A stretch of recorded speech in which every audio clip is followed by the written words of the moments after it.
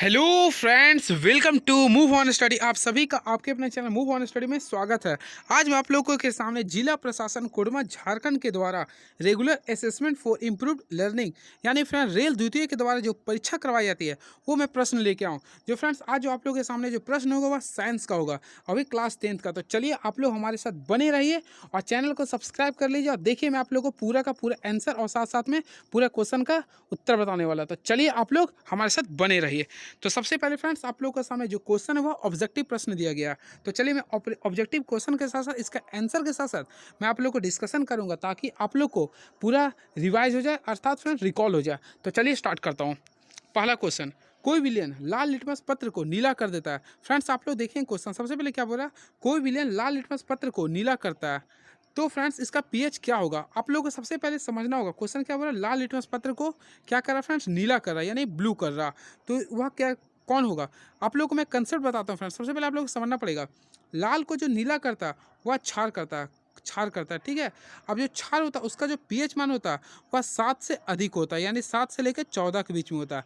अब आप लोग यहाँ पे क्वेश्चन में देखना पड़ेगा ऑप्शन में कि 7 से लेकर 14 के बीच में ऑप्शन कौन सा है, 7 से अधिक यानी कि। तो आप लोग डी देखिए क्या लिखा है 10। तो इसका राइट आंसर होगा ऑप्शन नंबर डी हो गया। क्लियर है।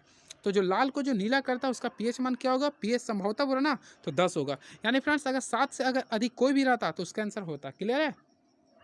एंड नेक्स्ट क्वेश्चन, कोई विलियन, फ्रेंड्स क्वेश्चन देखें आप लोग, कोई विलियन अंडे के पीसे हुए कवच से अभिक्रिया कर एक गैस उत्पन्न करता है जो चूने के पानी को दूधिया कर देता है। तो इस विलियन में क्या होगा फ्रेंड्स, सबसे पहले इस चीज़ को याद रखेंगे आप लोग। इसका जो राइट आंसर होगा HCl होगा। क्या होगा, HCl होगा, जिसको हम लोग बोलते हैं हाइड्रोक्लोरिक अम्ल। क्या बोलते हैं फ्रेंड्स, हाइड्रोक्लोरिक अम्ल बोलते हैं। क्लियर है, इसे याद रखेंगे आप लोग।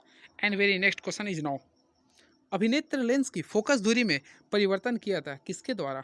तो फ्रेंड्स आप लोग को मैं बताता हूँ, अभिनेत्र लेंस की फोकस दूरी में जो परिवर्तन किया था वह पुतली के द्वारा किया था, पुतली के द्वारा। क्लियर है। और फ्रेंड्स मैं आप लोग को बताता पुतली जो होता है उसका जो रंग होता है देख लीजिए कैसा होता है, यानी कैसा, ये ब्लैक होता है, काला होता है। क्लियर है, याद रखेंगे। And very next question is now, next question ये लिख रहा आप लोगों के सामने, ध्यान से देखेंगे आप लोग फ्रेंड्स। मानव नेत्र अभिनेत्र लेंस की फोकस दूरी को समायोजित करके विभिन्न दूरियों पर रखी वस्तुओं को फोकसित कर सकता है। ऐसा हो पाने का कारण है, तो इसके कारण जो होता है वह समंजन क्षमता के कारण होता है। किसके कारण होता है फ्रेंड्स, समंजन क्षमता के कारण होता है। क्लियर है, इसे बोलते हैं समंजन क्षमता। And very next question is now, Ganga की सफाई योजना कब प्रारंभ की गई थी। तो इसका जो राइट आंसर होगा फ्रेंड्स 1985 होगा। गंगा की सफाई योजना जो हुआ था 1985 में हुआ था और उस समय के तत्कालीन प्रधानमंत्री राजीव गांधी थे। क्लियर है। And very next question is now, पर्यावरण को बचाने के लिए कितने आर के विषय होते हैं। तो फ्रेंड्स अकॉर्डिंग टू NCERT 3 आर होता है। कितना होता है फ्रेंड्स, 3 आर होते हैं। तो ऑप्शन में तो नहीं है लेकिन 3 आर होते हैं, मैं आप लोगों को बता देता हूँ। पहला होता है रीड्यूज, क्या होता है फ्रेंड्स, रीड्यूज। और दूसरा होता है रीसाइकल, क्या होता है, रीसाइकल होता है। और तीसरा होता है रीयूज। देखिए मैं लिख देता हूँ आप लोग समझ जाइए। पहला होता है फ्रेंड रीयूज भी लिख सकते हैं आप लोग, एक रीसाइकल यानी पुनः चक्रण लिख सकते हैं, और एक लिख सकते हैं रीड्यूज। ये होते हैं आप लोग का 3। क्लियर है, ये होता है। क्लियर है। और पढ़ाई करने का भी फ्रेंड्स मेरे अनुसार से 3 आर होना चाहिए। पहला देखिए पढ़ाई के लिए मैं बता रहा हूँ समझिएगा, पहला से आर होना चाहिए था रीड, सेकेंड होना चाहिए था रेगुलर, और थर्ड होना चाहिए था रिविजन, यानी ये होना चाहिए। ठीक है। नेक्स्ट, खेजड़ी वृक्षों को बचाने हेतु कितने लोगों ने साथ में अमृता देवी बिश्नोई ने अपने आप को बलिदान किया था। तो फ्रेंड्स इसका जो राइट आंसर होगा 363। कितना होगा, 363।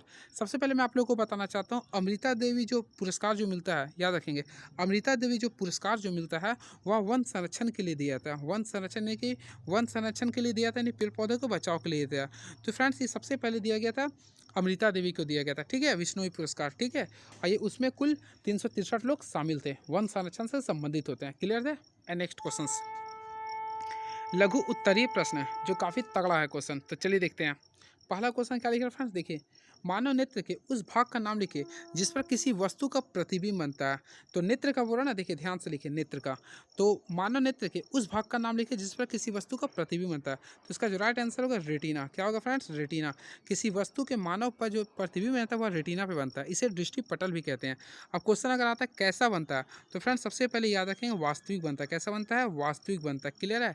वास्तविक के साथ साथ ये उल्टा बनता है। क्या बनता है फ्रेंड्स, उल्टा बनता है। क्लियर है। और ये थोड़ा वस्तु से छोटा बनता है। ठीक है, याद रखेंगे आप लोग।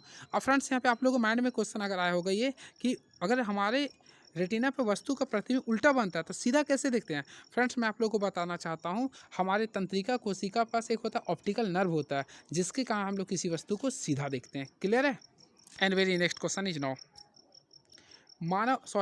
कौन सा रंग प्रिज्म से गुजरने पर कम विचलन करता है? तो कम विचलन करता है ना, तो इसके लिए मैं आप लोगों को तरीका बताता हूँ, आप लोग याद मत कीजिए, समझिए केवल। देखिए फ्रेंड्स, सबसे पहले मैं एक प्रिज्म लेता हूँ। अगर प्रिज्म से कोई कलर जा रहा, यानी कि मैं एग्जांपल के तौर पे मैं इस 7 कलर जाता है, आप लोगों को पता हो सूर्य के प्रकाश में तो 1 कलर होता है, लेकिन जैसे प्रिज्म से टकराता है तो वह कुल 7 कलर हो जाता है। कितना होता है फ्रेंड्स? 7 कलर। जिसमें आप लोग को ध्यान रखना है, जो सबसे ऊपर जो होता है वह रेड होता है। क्या होता है फ्रेंड्स? रेड होता है, ठीक है। और जो सबसे नीचे जो होता है वह होता है वायलेट होता है। क्लियर है?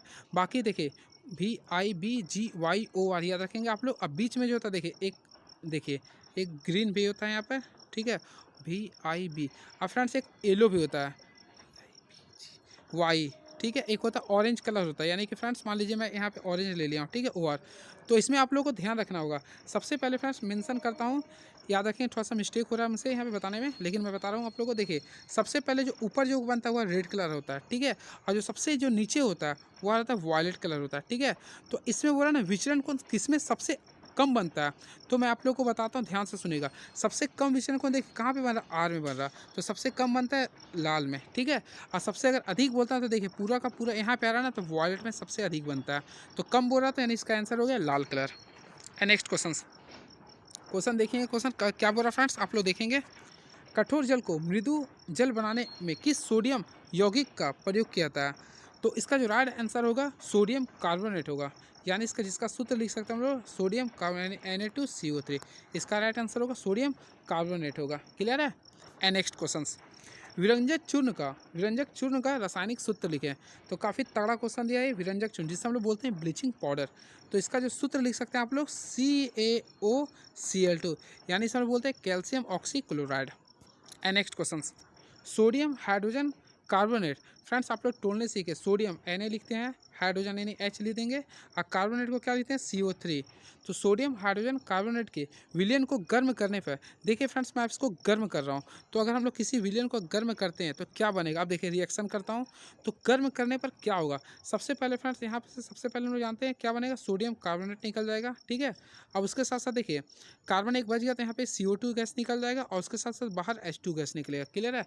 अब इसे बैलेंस आप लोग कर सकते हैं, ठीक है, ये आप लोग का आंसर रहा। एंड नेक्स्ट क्वेश्चन, पर्यावरण बचाने हेतु सभी प्रकार के आर का नाम लिखे। तो मैं आप लोग को बताता हूँ, पर्यावरण बचाने के लिए कुल 3 आर होते हैं अकॉर्डिंग टू NCERT। पहला मैं बताता हूँ, पहला लिख सकते हैं आप लोग रीयूज। क्या लिख सकते हैं फ्रेंड्स? रीयूज। और दूसरा लिख सकते हैं रिसाइकल। क्लियर है? एंड नेक्स्ट लिख सकते हैं रिड्यूज, यानी रिड्यूज यानी कि कम उपयोग, ठीक है, कम उपयोग, पुनः चक्रण और पुनः उपयोग, ठीक है, ये लिख सकते हैं आप लोग। क्लियर है? ये। और वैसे फ्रेंड्स मैं आप लोगों को बताता हूँ, अगर आप लोग तैयारी करते हैं किसी चीज़ के लिए तो उसके लिए भी 3 आर होना चाहिए। पहला आर होना चाहिए, देखिए रीड, क्या होना चाहिए फ्रेंड्स? रीड होना चाहिए। अगला होना चाहिए था रेगुलर, क्या होना चाहिए? रेगुलर। और अगला होना चाहिए revision, because practice makes perfect, तो रिविजन बहुत जरूरी होता है। क्लियर है? नेक्स्ट, चिपको आंदोलन कब और कहाँ से प्रारंभ हुआ था? काफ़ी तगड़ा क्वेश्चन है। देखिए चिपको आंदोलन जो सबसे पहले जो प्रारंभ हुआ था वह 1970 से उत्तराखंड के चमोली डिस्ट्रिक्ट से स्टार्ट हुआ था। क्लियर है ना? और फाइनली दबे ये चलते रहा था। अब ऐसे 1973 भी लिखा जाता है। क्लियर है ना? तो प्रारंभ कब से हुआ था? तो 1970 लिख सकते हैं। कहाँ से प्रारंभ हुआ था? उत्तराखंड के चमोली डिस्ट्रिक्ट से। क्लियर है? और रेनी गाँव भी लिख सकते हैं आप लोग, ठीक है। और नेक्स्ट क्वेश्चन देखेंगे आप लोग। क्या अगर क्वेश्चन आता चिपको आंदोलन का संबंध किससे है, तो फ्रेंड्स इसका जो क्वेश्चन इसका जो आंसर होगा वह पेड़ों को बचाने से होता है, यानी वृक्ष को बचाने से होता है। जो फ्रेंड्स गढ़वाल के रेनी गांव के महिलाओं लोग ने पेड़ों पे चिपक कर ये किया था। क्लियर है? एंड नेक्स्ट क्वेश्चन, बड़े बांध के विरोध में मुख्यतः 3 समस्याओं की चर्चा विशेष रूप से होती है। कोई एक समस्या को लिखना है, तो आप लोग को लिखना है बड़े बांध के बारे में, ठीक है। एंड नेक्स्ट क्वेश्चन, लघु उत्तरीय प्रश्न में आ चुका हूँ। आप लोगों को कैसा लग रहा है आप लोग कमेंट बॉक्स में लिखेंगे, ठीक है। तो चलिए मैं स्टार्ट करता हूँ लघु उत्तरीय प्रश्न में। तो पहला क्वेश्चन देखता हूँ क्या है। किसी व्यक्ति को अपनी दृष्टि दोष के संशोधन के लिए, ध्यान देंगे जो मैं बता रहा हूँ आप लोग, संशोधन के लिए -4.5 डायोप्टर क्षमता के लेंस की आवश्यकता होती है।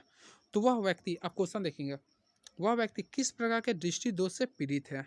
मैं आप लोगों को एक ट्रिक बताता हूँ। सबसे पहले याद रखिएगा, अगर माइनस में रहेगा, अगर आप लोग का डायोप्टर देखिए माइनस में दिख रहा ना, ये अगर माइनस में रहेगा ना, तो याद रखिएगा वह निकट दृष्टि दोष से पीड़ित है, वह निकट दृष्टि दोष से पीड़ित है। क्लियर है? और संशोधक लेंस की प्रकृति क्या होगी? तो इसे दूर करने के लिए फ्रेंड्स उसे अवतल लेंस की चश्मा का यूज करना चाहिए, अवतल लेंस की चश्मा का यूज करना चाहिए। और इसका कारण ये होता है ना, वस्तु का जो प्रतिबिंब होता है व्यक्ति के रेटिना के पहले बनता है। क्लियर है? ये लिख सकते हैं आप लोग। क्लियर है? लेकिन फ्रेंड्स अगर ये आप लोग के सामने क्वेश्चन में अगर ये 4.5 यानी कि +4.5 अगर रहता ना, तो अगर प्लस रहता तो उसे बोलते हैं दूरदृष्टि दोष, और उसके लिए उत्तल लेंस का चश्मा का यूज करते हैं। क्लियर है? याद रखेंगे, माइनस है तो अवतल, अब मैक्सिमम अवतल ही यूज किया जाता है। क्लियर है? नेक्स्ट, वन संरक्षण के दावेदार कौन कौन है? तो वन संरक्षण के दावेदार वही होते हैं जो स्थानीय लोग होते हैं। क्लियर है? स्थानीय लोग होते हैं, किसी समुदाय के लोग होते हैं जो उससे संबंधित रहते हैं। नेक्स्ट क्वेश्चन, अब आ चुका लास्ट क्वेश्चन जो कि लघु दीर्घ है, देखिए यानी कि लॉन्ग टर्म क्वेश्चन है। पहला क्या लिख रहा है आप लोग देखें ध्यान से, धोने का सोडा। तो फ्रेंड्स सबसे पहले हम लोग जानना चाहेंगे धोने का सोडा के बारे में। देखिए दो उपयोग लिखना है। सबसे पहले हम लोग जानना चाहेंगे धोने का सोडा का सूत्र क्या होता है। तो देखिए इसको लिख सकते हैं आप लोग Na2CO3 10H2, जिसे हम लोग क्या बोलते हैं फ्रेंड्स, सोडियम कार्बोनेट। देखिए सोडियम कार्बोनेट डेकाहाइड्रेट। ठीक है, अब देखिए इसका उपयोग लिखना है। तो पहला आप लोग क्या लिख सकते हैं, पहला इसकी प्रकृति क्षारीय होती है, तो इसका पहला प्रयोग करते हैं घर के साफ़ सफाई के लिए करते हैं। क्लियर है? पहला लिख सकते हैं घर की साफ़ सफाई के लिए कर सकते हैं। ठीक है? एंड नेक्स्ट आप लोग क्या लिख रहा, बेकिंग सोडा। तो बेकिंग सोडा में आप लोग लिख सकते, पहले सूत्र इसका लिखिए। तो सूत्र होता है देखिए NaHCO3। क्लियर है? Sodium hydrogen carbonate. अब इसका उपयोग लिखना है। तो पहला उपयोग लिख सकते हैं बेकरी बनाने में, यानी कि बेकरी बनाने में लिख सकते हैं, या बेकिंग पाउडर बनाने में कर सकते हैं। ठीक है? और कोई जो भोजन है तो उसको खास्ता बनाने में कर सकते हैं। क्लियर है? इस प्रकार आप लोग लिख सकते हैं। एंड नेक्स्ट क्वेश्चंस, और इसका प्रयोग तो वैसे फ्रेंड्स, अब देखिए नेक्स्ट बताता हूँ, विरंजक चूर्ण। तो विरंजक चूर्ण का देखिए ऐसे बेकिंग पाउडर का उपयोग लिख सकते हैं, कागज़ के फैक्ट्री में भी पैक किया जाता है। ठीक है? शीशा फैक्ट्री में भी किया जाता है। ठीक है? अब विरंजक चूर्ण, इसका सूत्र आगे लिखना चाहेंगे, क्या होता है, CaOCl2 होता है, कैल्शियम ऑक्सीक्लोराइड होता है। ठीक है? इसका प्रयोग आप लोग लिख सकते हैं, पहला घर में हम लोग करते हैं, घर में साफ़ सफाई के लिए करते हैं। क्लियर है? और फिर पानी में, अगर पानी में उपस्थित रोगाणुओं को मारने के लिए भी कर सकते हैं। क्लियर है? तो आप लोगों को पता होगा। ठीक है? तो इस प्रकार आप लोग लिख सकते हैं। ठीक है? तो चलिए कैसा लगा ये वीडियो आप लोग जरूर कमेंट बॉक्स में लिखेंगे। और ये जो क्वेश्चन जो पूछा गया था काफ़ी महत्वपूर्ण क्वेश्चन था ये आप लोगों के पेपर के लिए। ठीक है? तो आप लोग सभी क्वेश्चन को देख लीजिए, रिविजन कर लीजिए, और आप लोग को और वीडियो चाहिए होगा तो कमेंट बॉक्स में लिखेंगे, और कैसा लगा आप लोग जरूर बताएंगे। चलिए thank you so much, please subscribe my YouTube channel move on study. Thank you so much, all the best.